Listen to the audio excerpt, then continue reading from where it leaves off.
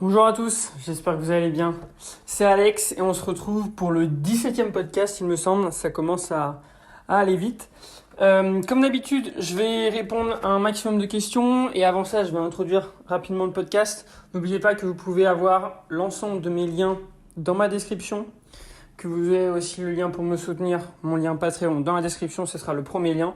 Donc voilà, si vous souhaitez me soutenir financièrement, les dons commencent à partir de 2$. Voilà. Autre chose qui est à signaler, c'est que la semaine prochaine, il y aura peut-être pas de podcast. Je tourne un podcast avec PL. Donc, vous avez peut-être certains ont déjà écouté mon podcast avec lui jeudi normalement. Donc voilà, il y aura probablement pas de podcast le mercredi, sachant qu'en plus, je suis en déplacement toute la journée du mardi. Donc voilà, c'était pour prévenir. Une semaine sur deux, c'est déjà pas mal. Au début, j'essaie de me tenir à un par semaine. Ça commence à être compliqué, ça dépend réellement des semaines. Un par semaine, un toutes les 2 semaines, ça reste OK. Du coup, je vais répondre aux questions que j'ai pu avoir comme d'habitude. J'en ai peut-être eu un tout petit peu moins. Donc, on va voir si le podcast dure plus ou moins une demi-heure. On verra bien. Comme d'habitude, vous savez que j'essaie de le faire durer entre 20 minutes et 30 minutes. Après, je trouve que ça commence à être un petit peu long. Donc, c'est pour ça que ça sert à rien de toute façon si après les gens n'écoutent pas. Donc, voilà, on commence directement avec la première question. Le total calorique est-il le plus important sur une journée ou sur une semaine? En fait, c'est simple. Il ne faut pas prendre le total calorique sur une journée, il ne faut pas prendre le total calorique sur une semaine, il faut prendre le total calorique sur une période donnée. Donc ça peut être en fait un mois, une semaine, 3 jours, 4 jours, 5 jours. Ça va vraiment dépendre de vous, de ce que vous fixez. Certaines personnes vont fixer le total calorique sur 10 jours et faire par exemple des refeeds toutes les 10 jours, des choses comme ça. Et d'autres personnes vont fixer un total calorique sur une semaine. Personnellement, je fonctionne toujours sur une semaine. Je trouve ça plus simple parce que ça me permet réellement de m'adapter avec mes clients. Mais ça dépend vraiment de chacun. Donc voilà, c'est pas une fin en soi. L'imaginer sur la semaine, c'est beaucoup plus facile pour moi. Ça permet d'avoir un maximum de flexibilité. Et surtout, en fait, ça permet psychologiquement d'être plus... Comment on pourrait expliquer ça dans un meilleur mood, dans le sens où si on dépasse son total calorique, on sait que on va pouvoir manger plus, on va pouvoir manger moins sur le reste de la semaine et il n'y aura aucun impact. Donc, voir le total calorique sur la semaine, c'est vraiment bien, sur une période donnée aussi, mais la semaine, ça facilite quand même bien les choses.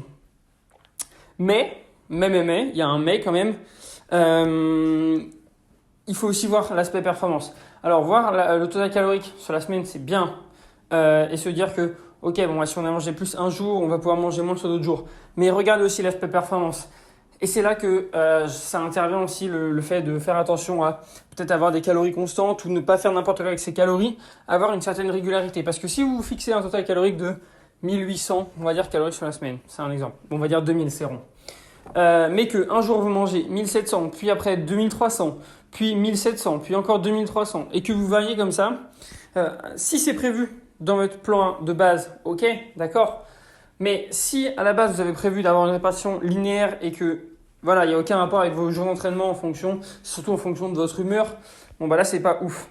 Ce que je vous conseille, c'est d'essayer quand même d'être régulier sur votre apport pour voir si l'organisation, la distribution calorique sur votre semaine est bonne ou pas. C'est-à-dire que si manger 2300 calories tous les jours vous convient, ou alors vous allez pouvoir manger plus les jours de veille d'entraînement, plus les jours d'entraînement, etc., etc. Voir vraiment, essayer de varier pour voir ce qui fonctionne et surtout ce que vous préférez. Mais par exemple, si vous dites que vous regardez pas trop ça, vous mangez normalement et un jour vous mangez 3000 calories, donc 1000 calories de plus que ce que vous voulez. Le lendemain vous allez vouloir compenser de 1000 calories. Ouais, un souci. Le lendemain vous vous entraînez, donc manger 1000 calories un jour d'entraînement, c'est pas ouf. On n'optimise pas forcément la performance et ou la récupération. Même chose, si on mange 1000 calories la veille d'un jour d'entraînement, on va le sentir le lendemain. Donc, il faut faire attention et idéalement avoir un apport calorique qui est, je dirais pas fixe parce que c'est pas forcément ce que je veux dire, mais un apport calorique qui est fixé en amont, qu'on sache quoi faire et qu'on le fasse. Très important. Et qu'on le maintienne. Qu'on s'y tienne, quoi. Donc pour répondre à ta question, un apport calorique pour moi, je trouve que le mieux c'est sur la semaine, mais il faut aussi voir sur la journée. On ne s'arrête pas forcément qu'à la semaine. Ensuite, à partir de combien de temps les muscles commencent à fondre après l'arrêt de la musculation? c'est une question assez drôle. C'est très compliqué d'y répondre. Je sais pas. Je sais pas du tout. Là, je peux pas te répondre. Je peux pas te dire. Il y a sûrement des études qui ont été faites. Il suffit de chercher un petit peu sur Internet. Je sais que une semaine d'arrêt n'impacte pas forcément notre force. À partir de 2 semaines, ouais, on commence à avoir une perte de force. Donc la masse musculaire, je pense que bon, c'est peut-être un petit peu plus, on va dire 2-3 semaines. Là, je dis vraiment comme ça, mais il y a sûrement des études bien précises qui le montrent. À partir du moment où vraiment, si tu t'arrêtes totalement, oui, tu vas perdre. De toute façon, on le voit. Une personne qui est dans un plâtre pendant X temps, son bras va s'atrophier et il va perdre un petit peu de masse musculaire. Donc voilà. Jusqu'à quel âge peut-on exercer le métier de coach? C'est une question un petit peu complexe, enfin non, pas forcément complexe. Je pense qu'on peut exercer le métier de coach jusqu'à la fin de sa vie pour moi. Alors ça dépend de quel domaine. Coach, si tu es coach en salle, tu fais du plateau musculation, alors ouais, tu peux coacher jusqu'à la fin de ta vie. Et encore, est-ce que coacher à 70 ans, c'est possible? Je ne sais pas. Si tu es coach jusqu'à, par exemple, comment expliquer ça? Si tu es coach à distance comme moi, bah pour moi, tu peux exercer ça jusqu'à la fin de ta vie. Donc, c'est un des avantages. Mais si tu es coach en salle, ouais, c'est compliqué. Personnellement, moi, je fais les deux. Je fais du coaching en direct, je fais du coaching en salle. Et c'est pour ça aussi que du coup, je prépare beaucoup mon avenir. Donc, si jamais vous êtes des coachs et que vous travaillez en direct comme ça, je vous conseille quand même d'investir dans pas mal de choses pour préparer l'avenir. Parce qu'effectivement, qui se voit faire du coaching à 60 ans, 70 ans, pas forcément. Donc, c'est pour ça qu'il faut travailler sur d'autres choses à côté. Je sais pas, créer une entreprise, des choses comme ça. Mais ouais, ne vous limitez pas forcément qu'à ça, je pense, parce que pour moi, c'est pas un métier où on peut tenir sur jusqu'à la fin de sa vie, surtout si c'est que du coaching en direct. Mais après, il faut aussi savoir une chose, c'est que le coaching en direct peut très bien rapporter et vous pouvez très bien mettre beaucoup d'argent de côté et puis après faire d'autres choses avec votre argent ou voilà, vous débrouiller. Mais voilà, il faut faire attention à ça et le prendre en compte lorsque vous démarrez votre activité, toujours avoir un plan B. La créatine est-elle indispensable pour une progression optimale? Non, rien n'est indispensable. On peut très bien progresser sans créatine. Personnellement, j'ai très bien progressé pendant un certain temps sans créatine. Maintenant, vu le prix que ça coûte, je te conseille d'en prendre. Ça coûte vraiment rien et à raison de 5 grammes par jour, ça dure assez longtemps. Donc voilà, créatine, c'est peut-être un des seuls compléments qui...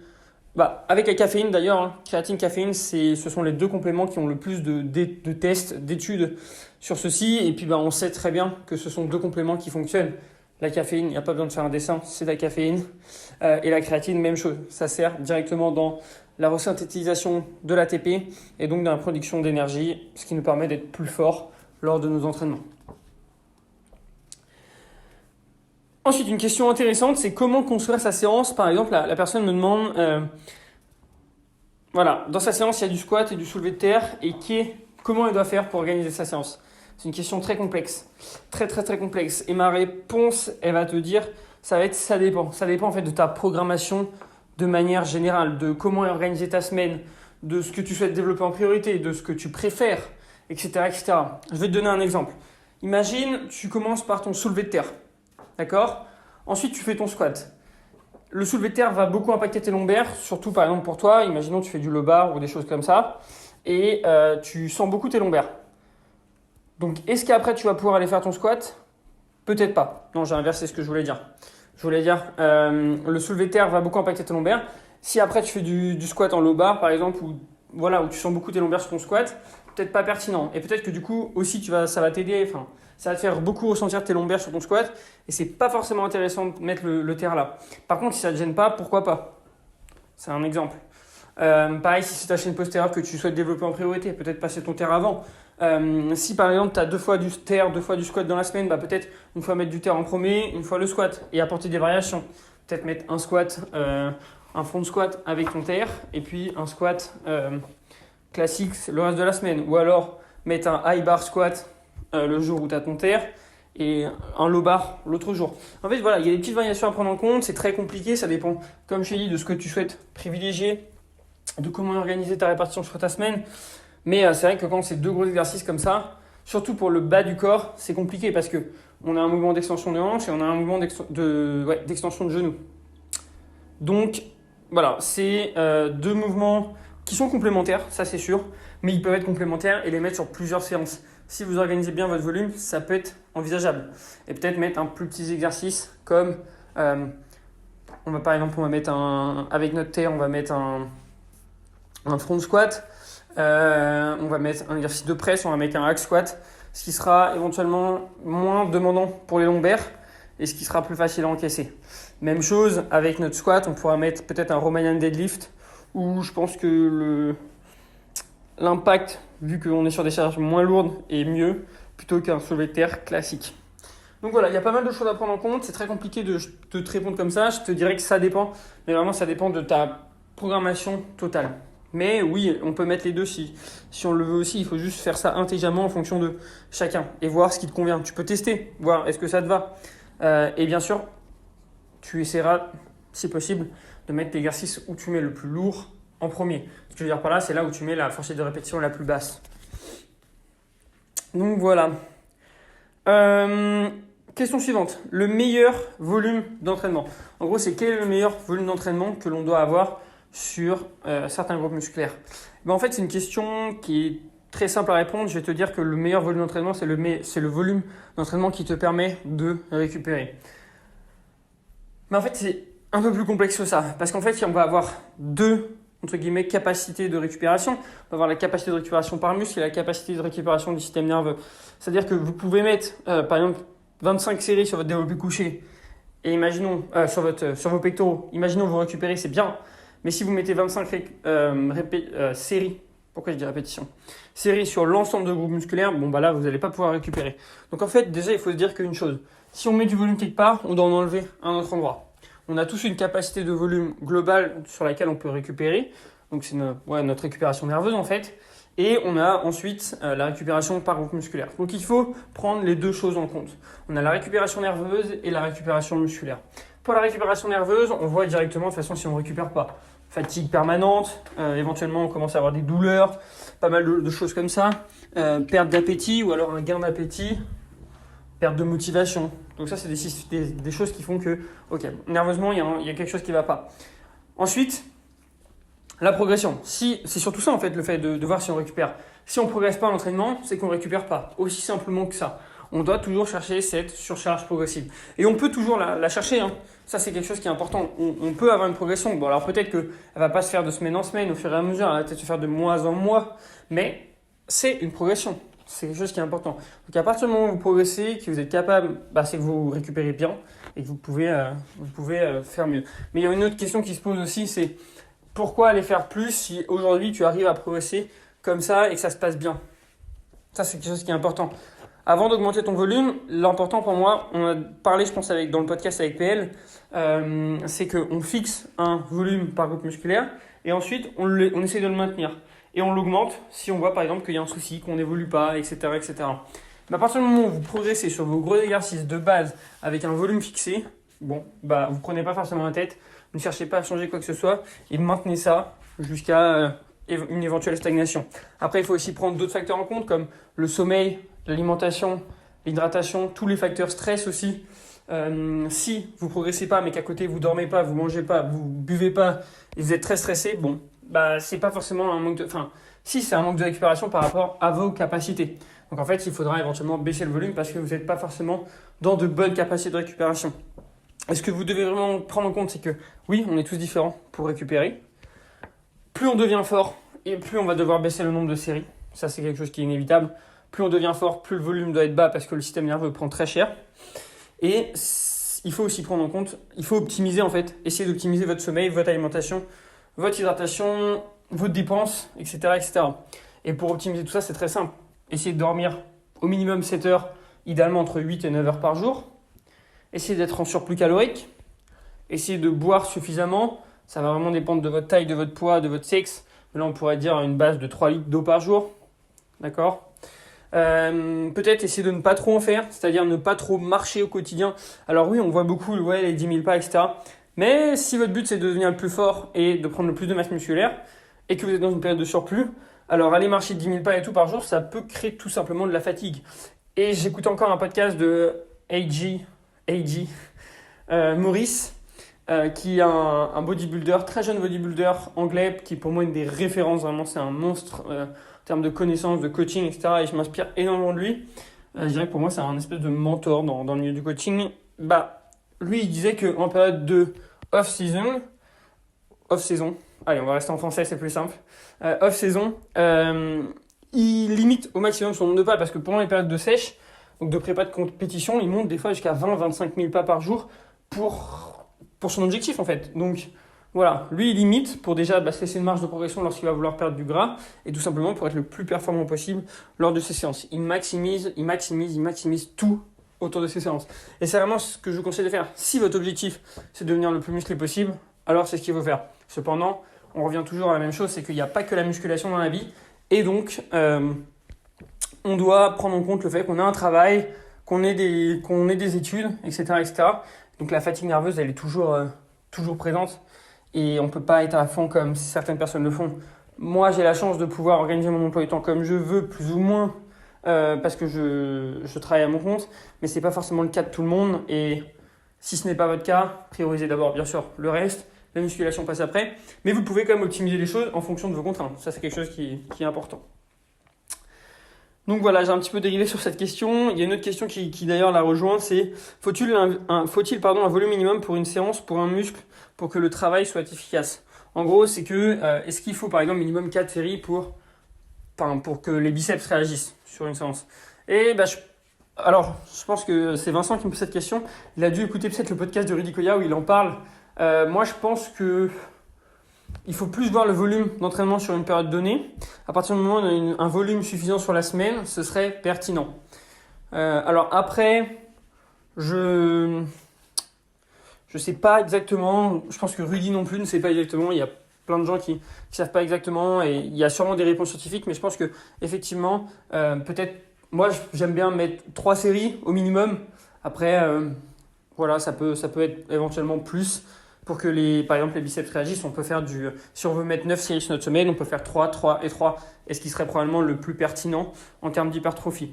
Et d'ailleurs, pour en revenir sur le volume, on parle souvent de travailler un muscle au minimum 2 fois par semaine, 3 fois éventuellement sur certains groupes musculaires, si vous avez vraiment du retard, si vous souhaitez les rattraper. Et tout simplement, pourquoi il y a plein de raisons, déjà pour optimiser la synthèse des protéines, mais aussi pour une raison qui est très simple, c'est que prenez bien en compte, imaginons que vous aviez 20 séries sur votre séance pectoraux sur vos pectoraux. Donc ça fait un gros volume. Disons que après les 12 premières séries, vous êtes cramé. Il vous reste 8 séries à faire. D'accord ? Sur ces séries, il y a de grandes chances que vous ne soyez pas performant ou que vous ne soyez pas à fond parce que vous avez la fatigue accumulée des séries précédentes. Donc maintenant, si vous avez ce même volume de 20 séries divisé en 2, 10 et 10, par exemple, un push-pull legs qu'on répète 2 fois. Alors, comme je vous l'ai dit, après 12 séries, on était cramé. Et là, on va faire 10 et 10 séries. Donc, il y a de grandes chances que nos 10 séries, donc les 10 premières séries, en réalité, ça ne change rien parce qu'on serait toujours dans la même mood, on serait performant, etc. Mais ce serait pour les 10 séries suivantes où ce serait différent parce qu'on serait éventuellement cramé. Mais du coup, le fait de diviser ça par 2 nous permet d'être fort. Donc, aussi sur notre deuxième séance. Et donc, éventuellement, si on est plus fort sur nos séries longues et moyennes, on prend éventuellement plus de masse musculaire. Donc c'est un petit peu pour ça que c'est bien aussi de diviser son volume. Après, il faut prendre en compte des choses. Aussi, c'est le temps de récupération entre les séances, bien organiser son volume, etc. etc. Mais c'est pour ça que je conseille au minimum, souvent, d'ailleurs, je fais travailler chaque groupe musculaire 2 fois dans la semaine. Même 3 fois, suivant certains profils. Ensuite, comment adapter son training lorsque l'on a une hernie, des douleurs au dos? Là aussi, c'est une question assez intéressante puisque peut-être que certaines personnes le savent, je me suis fait très mal au dos il y a quelques mois. Et donc, par rapport à ça, en fait, on peut très bien, ça c'est l'avantage de la musculation, c'est s'entraîner lorsque l'on a des douleurs au dos. Il faut juste pas être têtu et ne pas revenir sur les exercices qui nous provoquent des douleurs. Il faut se déterminer en amont les exercices qui pourraient être mauvais pour notre dos. Donc tous les exercices où on va venir tenir une posture vont être pas forcément très bons. Donc dans ces cas-là, ce que je vous conseille, et vous allez voir c'est très frustrant, c'est déjà on va noter que vos séances dos, pull et vos séances jambes vont être beaucoup moins fun. Je l'ai expérimenté pendant quelques mois. c'est beaucoup, beaucoup, beaucoup moins fun. Mais voilà, après, il y a toujours moyen de s'organiser, de faire des adaptations, des choses comme ça. Mais sinon, ce que je vous conseille, c'est tout simplement de ne pas avoir de rowing buste penché, par exemple, pour le dos. Hein, ça, c'est important. Vous ne pourrez pas du tout en faire. Et pour le bas du corps, c'est éventuellement tout ce qui va être squat, soulevé de terre, etc., etc. Là aussi, on évite. Et la meilleure des choses, c'est de tester, voir éventuellement quel exercice vous provoque des gênes, des éventuelles douleurs. Et ensuite, on les enlève tout simplement et on progresse.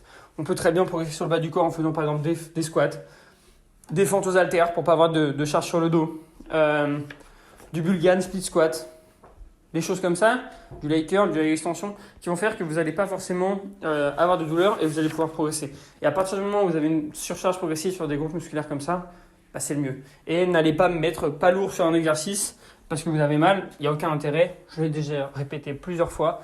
Il n'y a aucun intérêt de mettre un exercice dans sa routine à partir du moment où vous ne pouvez pas progresser sur celui-ci. Donc en réalité, vous pouvez adapter votre entraînement très facilement. Vous choisissez des exercices qui sont des exercices de substitution des exercices que vous ne pouvez pas faire.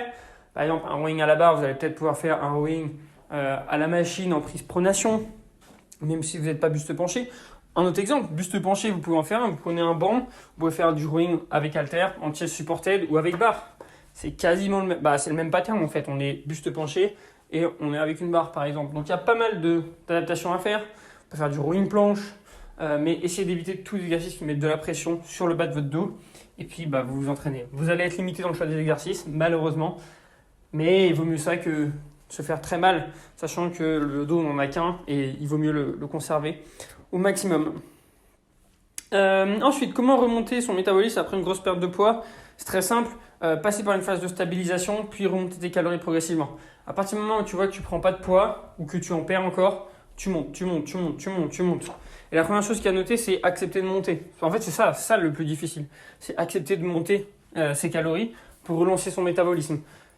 Mon meilleur conseil aussi, c'est de te faire aider, d'accord, d'avoir quelqu'un qui a un avis extérieur sur tout ça et qui peut te dire que, ok, on monte les calories. Parce qu'il y a de grandes chances que si tu le fais tout seul, tu vas avoir énormément de mal à te dire, ok, il faut que je monte mes calories.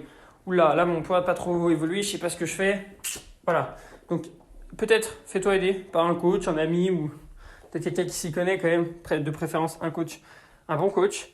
Tu te fais aider et tu remontes progressivement tes calories. Je te conseille de ne pas forcément ajouter de cardio, je te conseille d'être très bien et de maintenir ta musculation, te concentrer sur la surcharge progressive, te concentrer sur monter tes calories, peut-être accepter aussi de voir ton poids remonter, ton poids va peut-être remonter un petit peu, mais le but c'est pas forcément...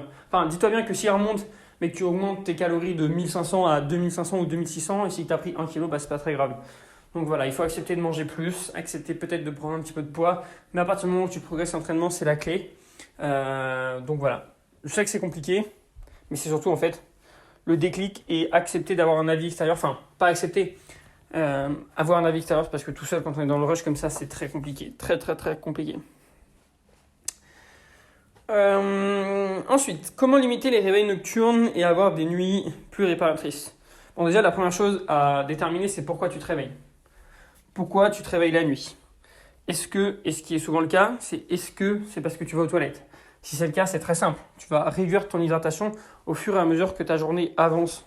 Et donc le soir, à partir d'une certaine heure, tu vas quasiment plus boire ou limiter réellement ta consommation d'eau pour éviter d'avoir la vessie trop pleine et donc aller aux toilettes pendant la nuit. Ensuite, ce qui peut être intéressant, c'est de se complémenter en zinc et en magnésium. Le ZMA peut être utile. Cela permet d'avoir un sommeil un petit peu plus réparateur, donc te réveiller en meilleure forme. Personnellement, je l'ai expérimenté, je trouve que ça fonctionne très bien. Ça aide pas à l'endormissement, mais ça aide à, quand tu te réveilles, être moins fatigué et avoir en fait comme si tu avais eu un sommeil de bébé. Donc ça, c'est hyper bien pour moi. Ensuite, ce qui peut être aussi intéressant, c'est réduire ta caféine. Peut-être déterminer une certaine heure où tu consommes plus de caféine, peut-être 17h, 16h, tu testes. Et donc l'enlever carrément, parce que là aussi, ça peut interférer sur ton sommeil. Et la dernière chose, c'est peut-être que tu as une digestion un petit peu trop lourde, peut-être que tu ne consommes pas forcément les bons aliments avant de te coucher, ou une digestion trop légère, dans le sens où certaines personnes vont mieux réagir à un ventre vide, parce que sinon, elles vont digérer, ça va les réveiller, etc., etc. Certaines personnes vont mieux gérer avoir un ventre plein et avoir pas mal de glucides qui va permettre de t'endormir. Donc voilà, tester, voir ce qui fonctionne aussi sur toi. Et puis en fonction de ça, tu vois comment ça se passe. Peut-être qu'aussi c'est la température de ta chambre qui est trop élevée. Donc là, pareil, ça peut te réveiller et après ça peut être compliqué de se rendormir. Éventuellement, ouais, essayer de réduire la température de ta chambre, laisser tes fenêtres ouvertes. Toujours, bien sûr, en restant dans le noir complet. Ça, c'est important. Donc voilà, plusieurs pistes que je te conseille de tester. Et après, éventuellement, tu pourras me faire un retour pour voir si ça va fonctionner ou pas par rapport à ce que je t'ai dit. Voilà. Je voulais revenir aussi sur quelque chose. On me demande souvent pourquoi, des fois, les personnes ne perdent pas de poids alors qu'elles travaillent bien leurs aliments. Dites-vous bien une chose, j'ai encore regardé je suis en train de lire en ce moment un livre sur la préparation du bodybuilding et il parle des gens qui traquent mal leurs calories. Et dans beaucoup de cas, les calories sont très très mal traquées. Et il parle même d'une étude dans le livre qui montre que 30% des diététiciens traqueraient mal leurs calories. C'est pour vous dire que, ouais, c'est humain en fait de mal traquer ses calories. Et des fois, c'est pas toujours volontaire. Il y a des fois, c'est volontaire. Enfin, oui, c'est plus ou moins volontaire. Il y a des fois, ça ne l'est pas. Et quand ça ne l'est pas, ça peut venir tout simplement d'un oubli. On mange un petit truc, on oublie les petites amandes qu'on va grignoter par-ci par-là. Il y a aussi peut-être que des fois, on estime mal. Dans 90% des cas, on va mal estimer. C'est pour ça que je conseille toujours de surestimer, pour être sûr. Et on sous-note un petit peu ce qu'on fait. C'est-à-dire que des fois, on va rajouter un petit peu, il y a 5-10 grammes de plus, allez, on va pas les compter, etc., etc. C'est des choses comme ça. Donc faites bien attention à être très précis. Tout ce que vous mettez dans votre bouche, que vous buvez, que vous mangez, doit être compté dans vos macros. D'accord ? C'est très important. Et je crois que dans cette étude et dans le livre, ils en parlaient, ils disaient que...